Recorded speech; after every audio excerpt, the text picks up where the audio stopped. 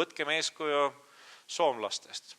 Soomlased, vaatamata sellele, et majandustsükkel on täpselt samas faasis kui meil, on otsustanud järgmisel aastal vähendada üksikisiku tulumaksu määra kõikides astmetes 1% võrra. Miks? Kas neil on raha ülearu? Ei vaevalt. Ikka selleks, et elavdada majanduskeskkonda. Hollandis on otsustatud ettevõtte tulumaksu järgmisel aastal alandada 23%-lt 20%-le. Kreekas on otsustatud järgmise 5 aasta jooksul alandada nende inimeste tulumaksu, kes praegu maksavad 25% maksuks oma tuludelt, järgmise 5 aasta jooksul siis alandada 20%-le. Keegi suudab.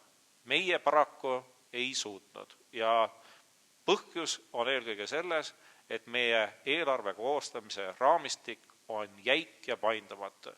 Kuid põhjust minna edasi maksualandustega on. Te näete siit sellelt tulpdiagrammilt, et Eesti, siis kui ta alustas oma maksumäärade alandamist, oli üks kõige kõrgemini maksustatud tööjõuga riik Euroopa Liidus. Praegu oleme me sinna keskpaika sattunud, kuid meil on vaja kiiremini edasi minna, kui nendel, kus GDP per capita ületab kordades meie oma ja seetõttu meil peavad olema suuremad konkurentsieelised.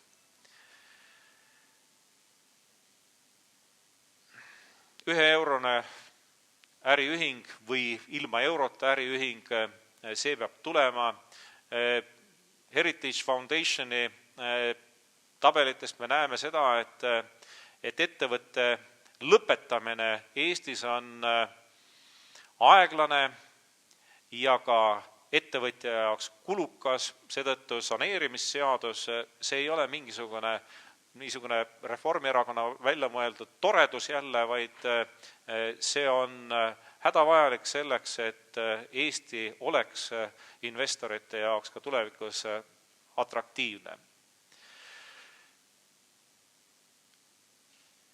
Investorid ilmselt lähematel aegadel kahtlevad väga enne seda, kui nad üleüldse kuhugi investeerivad, aga ega raha maailmast otsa pole lõppenud.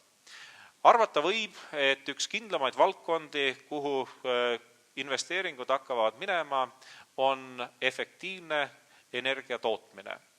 Et see on see valdkond, mis väga ilmselt tulevikus ei pea kurtma investeeringute vähesuse üle.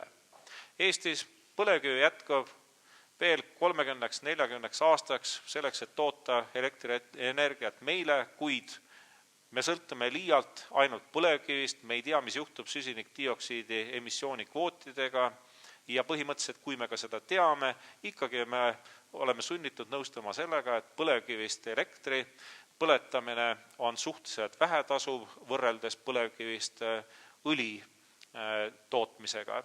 Seetõttu meil lihtsalt oleks mõistlik mitmekesistada oma tootmisportfelli ja tuumaenergia peaks meie elektrienergia tootmisportfellis olema. Me oleme väga palju aega kaotanud Ignalina projektiga tegeledes. 3,5 aastat on läinud. President Sarkozy on öelnud, et Prantsusmaal otsusest kuni elektrienergia tootmiseni tuumaelektrijaamas läheb 7,5 aastat, no võib-olla ta liialdas. 15 aastat peaks olema piisav aeg selleks, et otsustamisest oma tuumajaamast elektrienergiat saada. Kindlasti ei tohiks olla Eesti jaoks oma tuumaelektrijaam selline teema, mille üle ka arutelusid ei taheta pidada. Minu meelest Eesti peaks saama oma tuumaelektrijaama.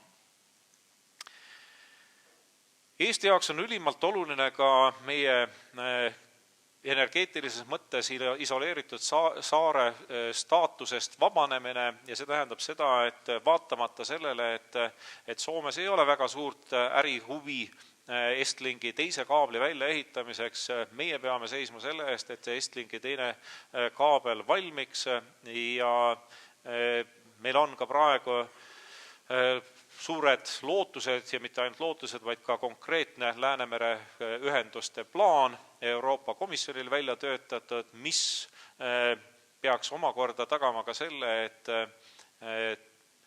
avaliku sektori investeeringud teevad selle projekti atraktiivseks ka erainvestoritele. Sest julgeolek, see ei ole pelgalt rahas ja kasumis mõõdetav, aga energeetiline julgeolek, see tähendab Eesti jaoks ka julgeolekut laiemas mõttes. Me peame energeetilise julgeoleku jaoks tegema kulutusi pisut rohkem, kui vaid ärilistest kaalutlustest lähtudes oleks mõistlik teha. Me peame lähemate aastate jooksul ühinema ka Kesk-Euroopa energiavõrguga. No selleks on teised kavad Leedu-Poola ühendus, Rootsi, Läti või Rootsi-Leedu ühendused, mis tuleb kindlasti välja ehitada ja ilma nende ühendusteta me ei saa kõnelda väga tõsiselt võetavalt energeetilisest julgeolekust siin Eestis. Kindlasti lähemal ajal on väga hästi ära tasuvad kõik need investeeringud, mida tehakse energia kasutamise efektiivsuse suurendamiseks. Me rõõmustame selle üle, et nafta hind on praegu langenud, ei ole enam $150 barrelilt, vaid on juba sinna $60 kanti see hind, kuid ma arvan, et paraku meil ei ole pikalt seda rõõmu võimalik siin tunda. Õige pea, võib-olla ka aasta pärast, võib see nafta hind olla jälle seal samas, kus ta äsja oli. Energia kallineb ja on ülimalt otstarbekas ja ka kasumlik investeerida energia säästmisse ja energiasäästlikesse tehnoloogiatesse. Tööjõuturg. Halb oli vaadata Heritage Foundationi hinnangut meie tööjõuturule. Me oleme kaugel maas maailma keskmisest tööturu paindlikkusest. Ükskõik kes, missuguses edetabelis Eesti majanduse konkurentsivõimet või tööjõu paindlikkust hindab, kõik nad annavad Eestile koha viimaste hulka. Doing Business Maailmapanga raport andis Eestile 181 riigi hulgas 163. koha tööturu paindlikkuse osas. No enam allapoole nagu ei annakski langeda. Kui me midagi ei muuda, siis põhimõtteliselt võime me ennast avastada ka 181. kohalt, sest need, kes jäävad meist tahapoole, kindlasti muudavad oma tööturgu paindlikumaks. Ja veel kord, ma tahaks üles kutsuda kõiki inimesi toetama töölepingu seaduse kiiret vastuvõtmist Riigikogus. On häbiväärne, et töölepingu seaduse eelnõud suure kirega tambeti maa sisse mutta, andmata endale aru, et tegelikult tambitakse mutta Eesti konkurentsivõimet. Ma ei ole nõus nendega, kes ütlevad, et Eestis on odava tööjõu aeg otsa saanud. Kui te vaatate võrdlust teiste riikidega, siis te näete, et Eesti tööjõud on endiselt odav. Jah, mõne sektori jaoks on see tööjõud juba muutunud liiga kalliks, on see siis tekstiilitööstus näiteks või mõni muu sektor, kuid võrreldes väga paljude Euroopa Liidu liikmesriikidega ja ka Soomega on Eesti tööjõud endiselt odav.